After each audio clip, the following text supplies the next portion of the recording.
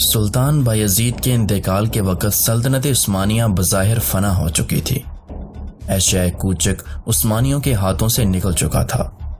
اس کے کچھ حصے ترک امیروں کے قبضے میں واپس جا چکے تھے اور کچھ ابھی تک تتاریوں کی قتل و غارت گری کی آماج کا بنے ہوئے تھے۔ یورپ میں بھی سلطنت عثمانیہ کے مقبوضات کی حالت امید افزانہ تھی۔ بلغاریہ، بوسنیا اور ولاچیا کی رعایا بغاوت کے لیے آمادہ تھی، جبکہ بازنطینی سلطنت اپنے مقبوضات کو واپس لینے کا حوصلہ کر رہی تھی۔ لیکن پریشانی اور نا امیدی کے ان حالات میں بھی سلطنت عثمانیہ نے اپنی غیر معمولی قوت بقا کا ثبوت دیا اور 10-12 سال کی قلیل مدت میں نہ صرف اس نے اپنے تمام قدیم مقبوضات واپس لے لیے بلکہ پہلے سے زیادہ طاقت کے ساتھ رونما ہونے لگی۔ تیموری فوجوں نے ایشیائے کوچک میں غارت گری کے بعد دوسری سمت کا رخ کیا۔ ان کے واپس جانے کے بعد ایشیائے کوچک میں ان کا کوئی نشان باقی نہ رہا اور یوں میدان پھر عثمانیوں اور قدیم ترک امیروں کی قوت آزمائی کے لیے خالی ہو گیا۔ سلطان بایزید یلدرم کے 6 بیٹوں میں سے 5 اس کے ساتھ جنگ انقرہ میں شریک تھے۔ ان میں مصطفیٰ نامی غالباً لڑائی میں مارا گیا تھا، جبکہ دوسرا موسیٰ بایزید کے ساتھ گرفتار ہو گیا تھا۔ باقی 3 جان بچا کر بھاگ گئے۔ ان میں سے سب سے بڑا بیٹا سلیمان وزیر اعظم علی پاشا کو ساتھ لے کر ادرنا پہنچا اور بایزید یلدرم کے انتقال کے بعد سلطنت عثمانیہ کے یورپی حصے کا مالک بن بیٹھا اور اپنے سلطان ہونے کا اعلان کر دیا۔ اس کے بعد دوسرا بیٹا عیسیٰ بروسا پہنچا۔ اس نے وہاں بایزید کی جانشینی کا اعلان کر دیا۔ محمد سب سے چھوٹا اور سب سے لائق تھا۔ وہ ایشیائے کوچک کے شمال مشرق میں اماسیا کے چھوٹے سے علاقے پر قابض ہو گیا۔ بایزید کے انتقال کے بعد ان تینوں میں سلطنت کے لیے کشمکش ہونے لگی۔ کچھ دنوں کے بعد چوتھا بھائی موسیٰ بھی، جسے تیمور نے بایزید کی وفات پر رہا کر دیا تھا، تاج و تخت کے لیے قسمت آزمائی کرنے آ پہنچا۔ شروع میں شہزادہ محمد اور عیسیٰ کے درمیان جنگ چھڑ گئی۔ محمد اول ایشیائی مقبوضات کو برابر برابر تقسیم کر لینا چاہتے تھے، لیکن عیسیٰ پوری سلطنت کا دعوے دار تھا۔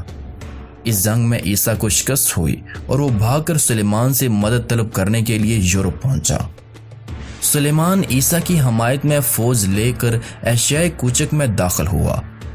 ابتدا میں محمد اول کو دشواری پیش آئی، لیکن بالآخر اس نے موسیٰ کو اس بات پر آمادہ کر لیا کہ وہ یورپ میں داخل ہو کر سلیمان کے مقبوضات پر حملہ کر دے، اور یہ تدبیر کارگر ثابت ہوئی اور سلیمان عیسیٰ کو چھوڑ کر اپنے مقبوضات کی حفاظت کے لیے فوراً یورپ کی طرف روانہ ہوا، اور آخر میں عیسیٰ کو شکست ہوئی اور خدا جانے کہاں غائب ہو گیا اور پھر کہیں اس کا پتہ نہ چلا۔ یورپ میں سلیمان اور موسیٰ کے درمیان جنگ شروع ہو گئی۔ سلیمان کا برتاؤ اپنی فوج کے ساتھ بہت سخت تھا اور سپاہیوں میں اس کی طرف سے عام بیزاری پھیلی ہوئی تھی۔ اس کی سختی سے عاجز آ کر فوج باغی ہو گئی اور اسے قتل کر دیا۔ سلیمان کے قتل کے بعد موسیٰ ادرنا کے تخت کا مالک بن بیٹھا اور اس نے اپنے سلطان ہونے کا اعلان کر دیا۔ اس کے بعد موسیٰ نے قسطنطنیہ پر حملے کی تیاری شروع کی۔ شہنشاہ نے محمد اول سے مدد کی درخواست کی۔ محمد اول اپنی ترک فوج اور سربیا کے ایک دستے کے ساتھ شہنشاہ کی مدد کے لیے یورپ پہنچے۔ یہ بھی عجیب منظر تھا۔ ایک ترک فوج موسیٰ کی سرکردگی میں قسطنطنیہ کا محاصرہ کیے ہوئے تھی، جبکہ دوسری محمد اول کی قیادت میں قسطنطنیہ کی محافظت کر رہی تھی۔ آخرکار موسیٰ کو محاصرہ اٹھا کر پسپا ہونا پڑا۔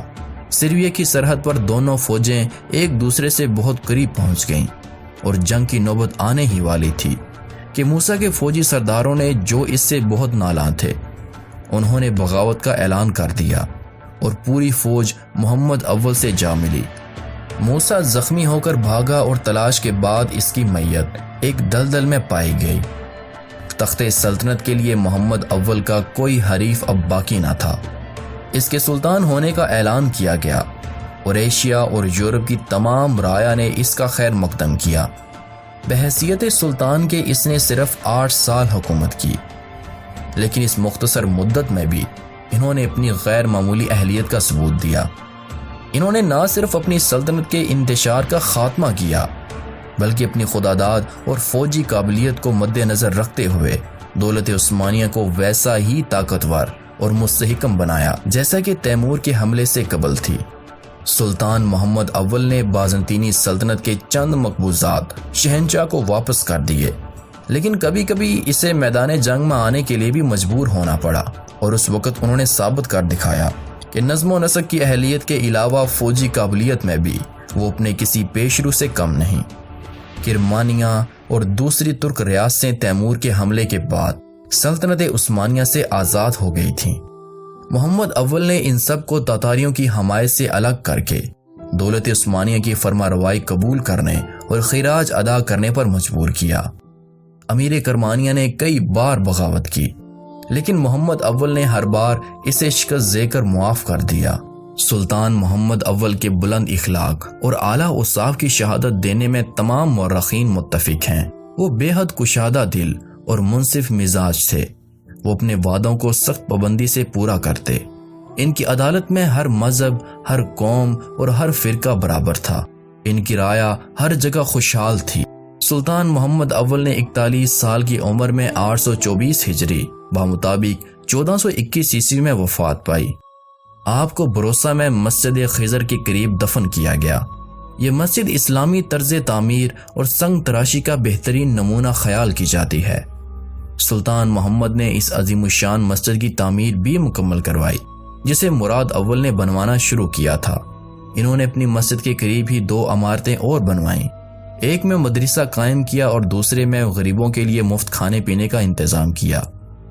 اگرچہ دولت عثمانیہ کے اول 10 فرما رواؤں میں صرف محمد اول ہی ایسے تھے جن کے عہد میں سلطنت کی کوئی توسیع نہیں کی گئی، تاہم جنگ انگورا کے بعد سلطنت عثمانیہ تباہی کی جس منزل پر پہنچ گئی تھی، اور پھر 11 سال کی مسلسل خانہ جنگیوں سے جو مزید خطرات پیدا ہو گئے تھے، ان پر اگر نظر ڈالی جائے تو سلطان محمد اول کا یہ کارنامہ کچھ کم نظر نہیں آتا کہ انہوں نے سلطنت عثمانیہ کو پھر سے مضبوط کیا۔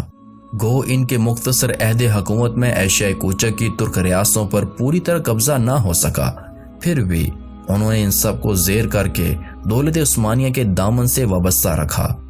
آپ کو بجا طور پر سلطنت کو مضبوط کرنے والوں میں شمار کیا جاتا ہے۔